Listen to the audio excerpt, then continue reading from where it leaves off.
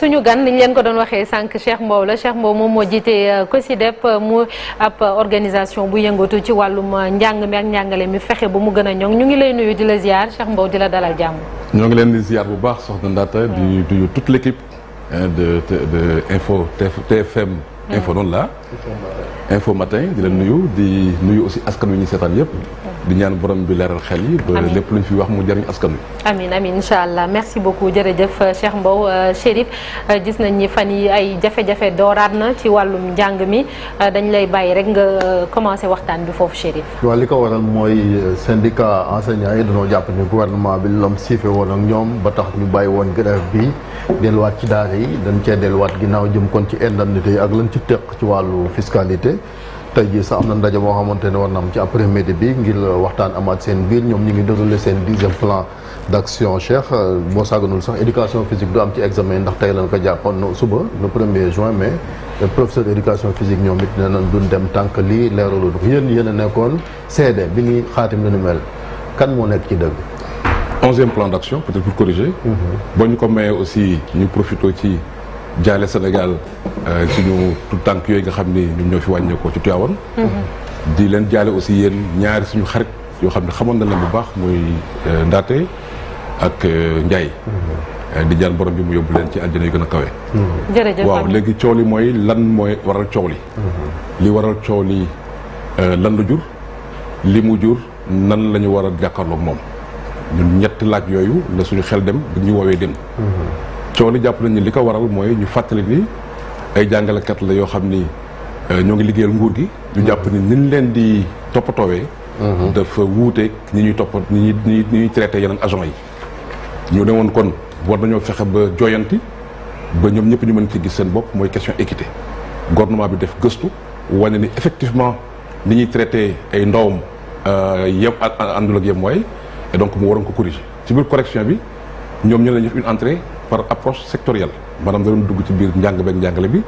seet na nañ ko jooyante comme ni ñu ko defee ci santé bi ñu duggee si njàng beeg njàngale bi première rencontre bi nekk diggante gouvernement bi ak syndicat yi gouvernement bi ne syndicat yi lan ngeen ñuy proposé syndicat yi ne leen déedéet yéen a ñu yilif yéen a war a wax si le gouvernement bi ñëwaatee ci deuxième rencontre bi def proposition bu njëkk mooy ne lépp lu jëm ci dëkkuwaay yi dootuma ci teg lempo gouvernement moo ko proposé on se rappelle même am na syndicat boo xam ne d'accord ci woon bi ci topp mooy lu jëm ci indemnité yi dinaa ko xoolaat jëm koo defaraat ba mu gën a baax yenn yi ma yokk ko loolu aussi proposition la bu jóge ci gouvernement bi ñee def amendement mais ñoo ngi fàttu ni jàngalekat yi benn question rek la noonu laaj gouvernement bi ci biir waxtaan bi mooy li nga xam ne moom nga ñuy jox dañoo bëgg bu nekkee dem ngeen ba def seen impôt ngeen segg impôt yi ngeen wax ñu ñaata mooy dugg suñu poche. parce que ñun duñu fiscaliste liggéeyuñu finance donc dañoo bëgg ngeen wax ñu lañ mooy si dugg question bu leer boobu aussi tontu bu leer la am. ndax gouvernement bi da doon tontu ne ko lii ñu leen jox ci tableau bi wan leen ko. moom mooy li nga xam ni bu ñu génnee l'impôt yëpp moom mooy li ci des. ñu teg ko nag ci loolu ñu tuddee minimum maximum parce que jàngalekat yëpp xam nga tolloowuñu situation. même bu ñu bokkee grade. dana am lu ñu wuute kii mën naa gën a yàgg kii am njaboot bu gën a yaatu extra donc situation du day wuute. minimum maximum nag xam nga sénégalais xam nañ ko. ndax boo jëlee même ces histoires de. parrainage xam nañ ci lan mooy minimum. bi gën a néew ba gën a kawe. bi gën a kawe bi gën a néew ñaata la ak bi gën a kawe ci gàtt. day des ci kii bu ne. day des ci corps bu ne. corps bu ne donc ñoom ñu juboo ci loolu tam mën nañ ko seede. leneen li nga xam ne juboo nañ ko mooy dañ ne cette fois-ci puisque accords yi passé amoon na premier ministre moom moo ko doon toppatoo bi yoon nañu fexe ba teg sur place li ñu tuddee benn comité de suivi boo xam ni. xam nañ ni lii ñu bëgg a def xëy na mën na am jafe-jafe ci buñ ci eggee mais boo amee jafe-jafe nañ fa sotti jafe-jafe yi ñu xool ko jàngat ko buñ ko jàngatee maintenant ñu apporter les corrections qu'il faut donc loolu mooy li nga xam ni mooy li xew tey loolu nag lan la jur li mu jur comme ni ñu wax mooy benn bi engagement yi pare rek sénégalais yi pa tàccu ne bi yoon nag lii véritablement c'est des accords historiques li nguur gi def nekk de loo xam ne lu rëy la du ñëpp nangu ñëpp it ñoo tàccu parce que gis nañ ni élèves yi ak parents yi nga xam ni jaaxle woon nañ. léegi amaat nañ espoir. mais boo seetloo jàngalekat yi boo demoon ci l'école yi ci établissement yi gis nga leen ñu amaat motivation. ba sax askan bi di leen tooñ daal leen xëy na jàngalekat yu góor yi dañoo ut ñaareel. donc véritablement amoon na beneen espoir bu mu juróom. ñu jàpp nag ni espoir boobu dafa nekk loo xam ni warul nekk loo xam dafay naax say. loolu donc mooy lenn ci li nga xam ni jur na ko. mais malheureusement bi ñu toogee ñoom nee nañ vers le 15 du mois di laajte seeni salaire wan nañ leen ni li fa nekk tolloo nag li ñu waxoon. seen xel dal 10 jours après ñu ngi dem e-solde génnee seeni salaire bulletin gis ni li leen waxoon ni mooy net bu ñu génnee impôt yëpp bu war a feeñ seen biir gafa nekkatu fa. ñu ne kon nag léegi problème am na si la ñu alerté ñëw si ñun. wax ñu ko. ngeen constaté ngeen loolu yéen. waaw bien sûr bi ñu ñëwee. ñun xam nga du ñu yem ci benn wax parce que bi ñu ñëwee dañ leen laaj ay bulletins ñu wan ñu. ñu gis effectivement que net yi boo xoolee nit mu yow Chérif li nga fayeekoon avril ñu comparé kook li ñu la ne moom lañ lay fay fin du mois de mai. nga def différence bi net bi du dugg ci biir. borne yooyu. donc li ëpp si li ñu gis loolu la mais yemuñu ci loolu ñun.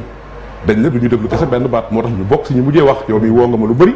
maa ngi jéggulu sax maa ngi lay jéggulu yoo xam ne mënuñu woon tontu. parce que dañu waroon déglu aussi beneen partie bi. jàppoon nañu xëy na gouvernement bu defee sorti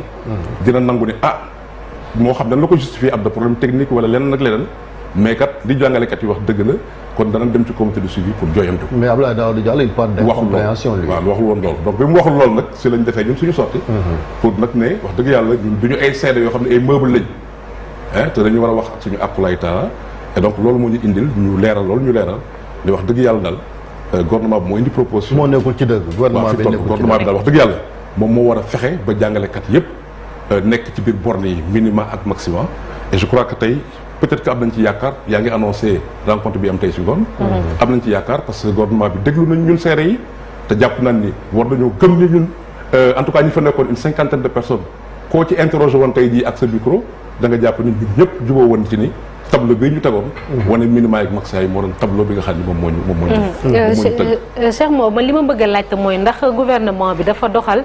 tayeef ci lii nii ndax ñoom comme waxtaan nañu ba juboo ba noppi ñoom ñu ñëw def leneen ba noppi taxawaat ci kanamu askan wi jàkkaarloog ñoom naan leen dafa am ay malentendu ndax finalement yëf yi du tayeef.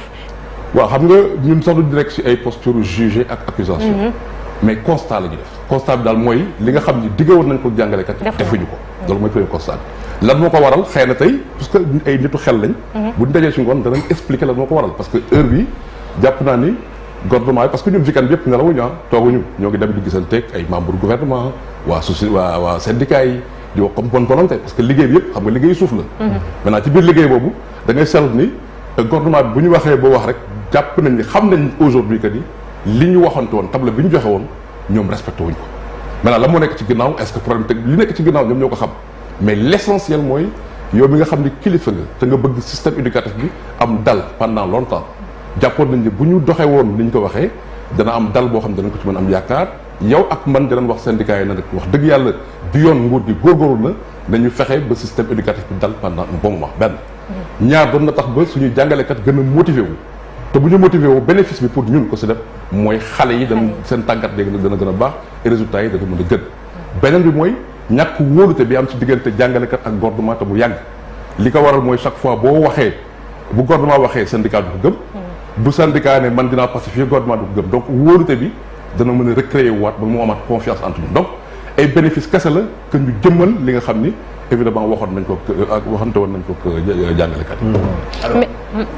monsieur Mbow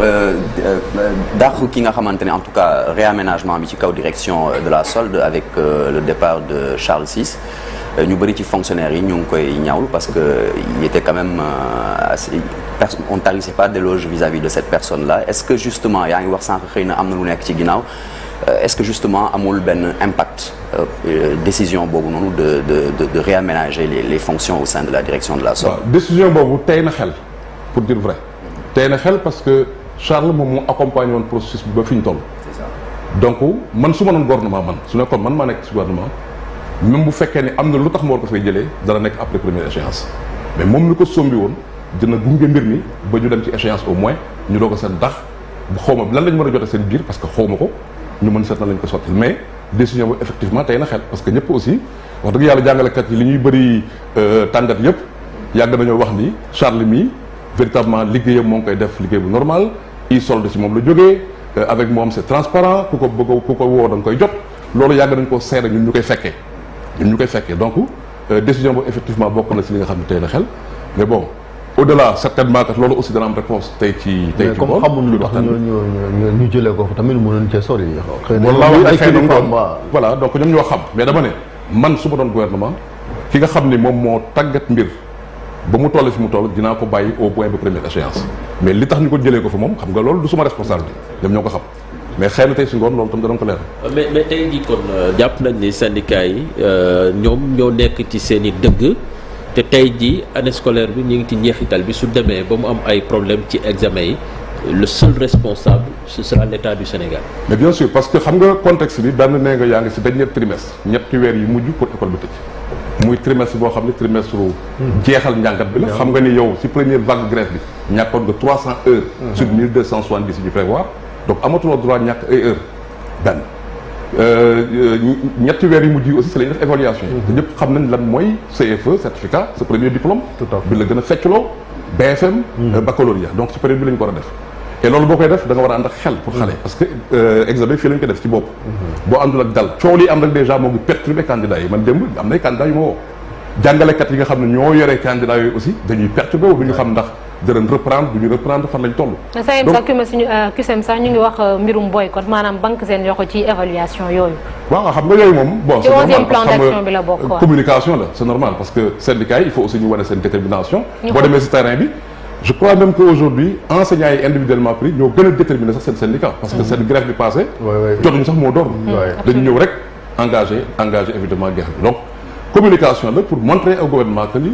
fi ñu toll yaa am responsabilité bi te war ngaa jooyanti mbir mi te jooyanti bi warul laaj yeneen négociation comme aussi noonu la gouvernement bi defee communication ne leen ah yéen syndicats yi yéen a rompre le dialogue yéen a rompre le dialogue donc yooyu bokk na ci lii tax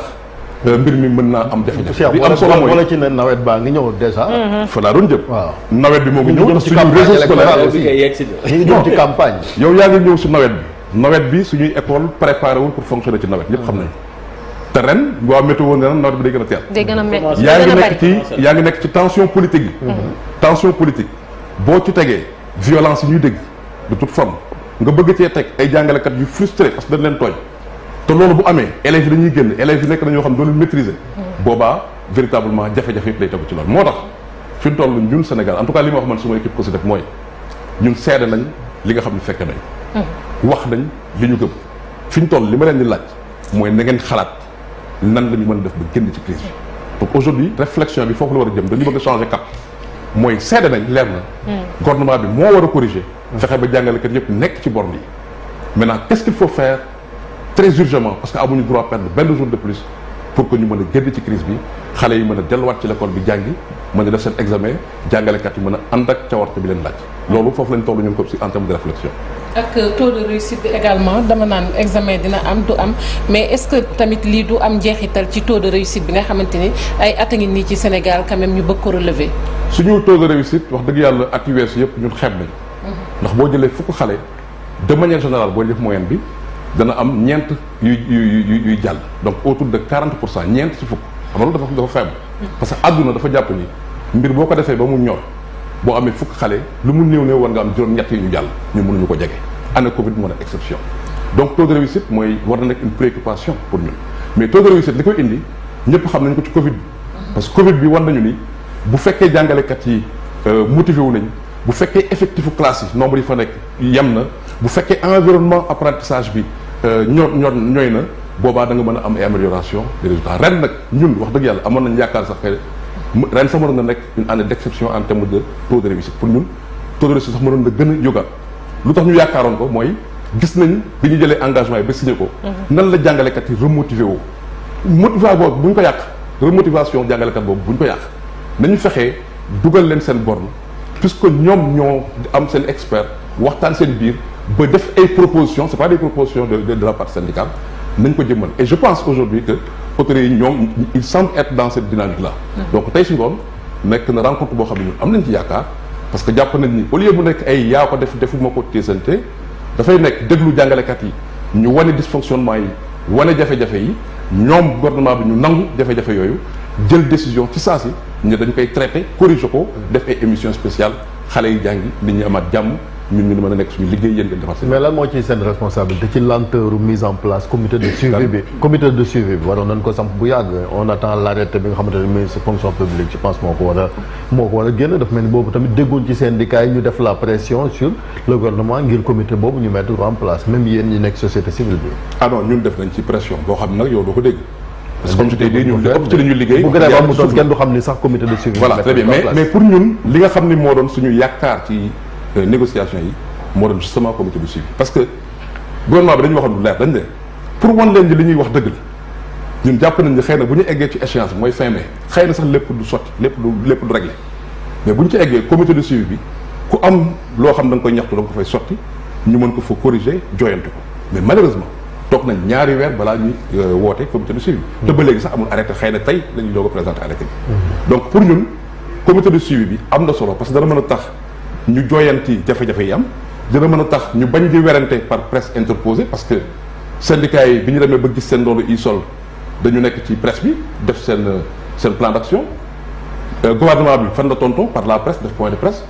COSYDEP bi mu jéemee lijjanti amul moom it par presse la wax donc par presse interposée alors que bu comité de suivi amoon xëy na suñu coow loolu yéen xëy na da ngeen jot rek conclusion yi mais danañ ko mën a coow ci biir comité de suivi saafara ko suñu comité de suivi mais comité de suivi aussi beneen njariñ bi mooy ñun bëgguñu bu beneen échéance amee parce que accord bi plusieurs échéances la janvier dana amaat chaque veille chaque échéance mu nar a indi coow li loolu bëgguñu ko bu fekkee veille chaque échéance ñu war a defaat grève pour ñu respecter li nga xam ni grève moo tax mu am accord boobaa dafay teexal moo war a ñu jàpp ni comité de suivi am na solo tey danañ woote pour certainement présenter arrêté bi comité de suivi c'est un point des accords donc point d'accord la buñ ko defee yàlla mën na def évidemment que ñun en tout cas danañ jouer pleinement suñu rôle. mais yokk gi ñu yokkal yeneen agent de l'État est-ce que du gën a yokk ci xar mi kalaw comme on dit parce que gis nga ñu ne force de défense et de sécurité ñoom it am na lu leen mosal ak ñeneen corps yi ci nguur gi. en kay loolu dafa am solo parce que xam nga ñun dañu mës a gëm ni amul benn liggéeykat bu ëpp solo sa morom ñun ñëpp am solo parce que dañu nekk dans des postures différentes et complémentaires mënuloo jàngalekat lu mu am solo doone moo gën a am solo infirmier. infirmier lu mu am solo doone moo gën a am solo policier bi. donc ñooñu fonctionnaire d'ailleurs bi crise bi amee mooy Covid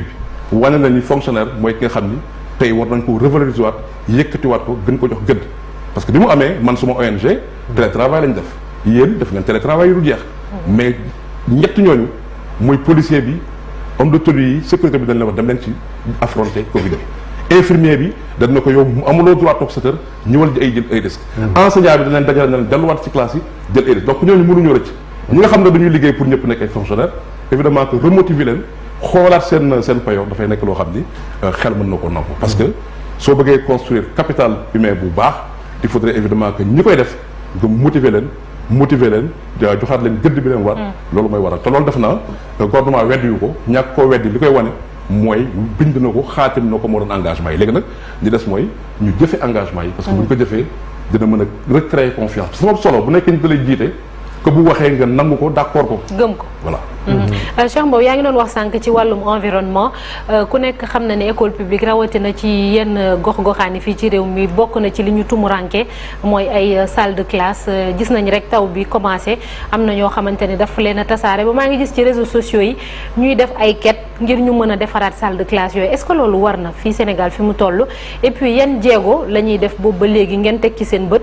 ci abri provisoire yi mën fee deñ xale yi mën a am ci mën a jàng ci jumtukaay yu gën a baax ñu bañatee gis ay ñetti nit wala ñeenti nit ci benn table banc ba nga xamante ne jàng bi dafay jafe ci xale yooyu. tant que ñoo ngi ci non respect des accords du ñu dugg ci question à enjeu yooyu ngay wax.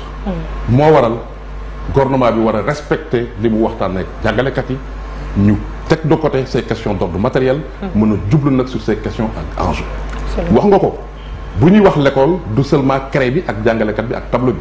dafa am environnement école yi nga xam ni dañu am problème mu gànnuwaay école yi nga xam ne dañu am gànnuwaay boo jëlee ñeenti école ñett yi am nañ problème mu gànnuwaay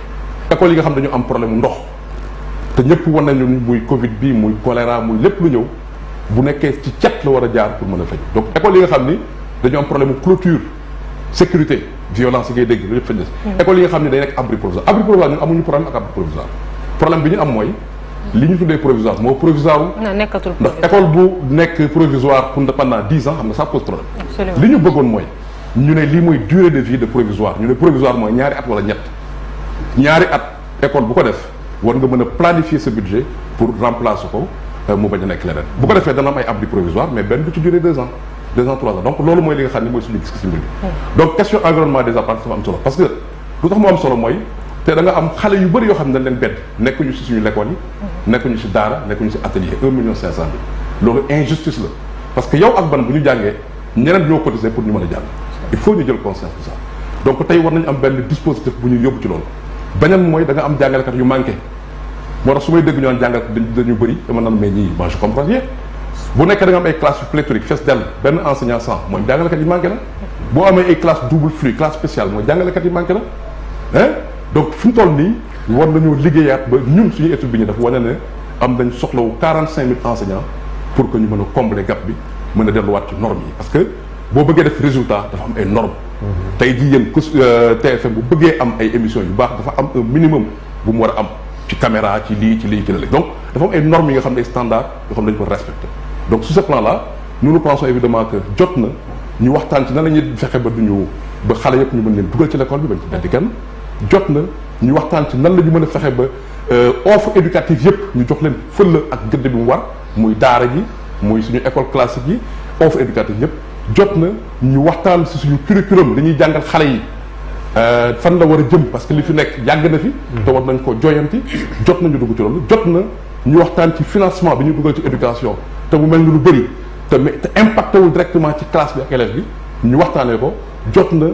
ñu régler yenn questions à grand enjeu et malheureusement jamais duñ ko def tant que ñoo ngi sur ces questions d'ordre matériel donc nous appelons le gouvernement tey ci ngoon et je crois qu'ils vont le faire à reconnaître que am na erreur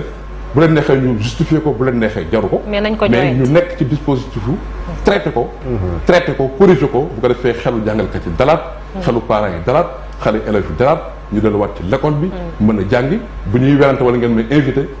ba suba ci waxtaan ci nan la ñuy def ba école bi gën a performante nan la ñuy def ba école bi mën a am ay classes normales ba répondre aux normes. Chérif, dernière question. oui bon parce que def na ci wàllu violence parce que gisoon na ne yéen waa COSYDEP defoon ngeen ci benn étude c'est vrai que de produire des études comme ça ci violence en milieu scolaire mais est-ce que dina am suivi ngir ñu xool cause yooyu naka lañ def ba fitna wàññeeku ci daara yi. waaw bon xam nga violence bi ndax dana am suivi étude bi ñu def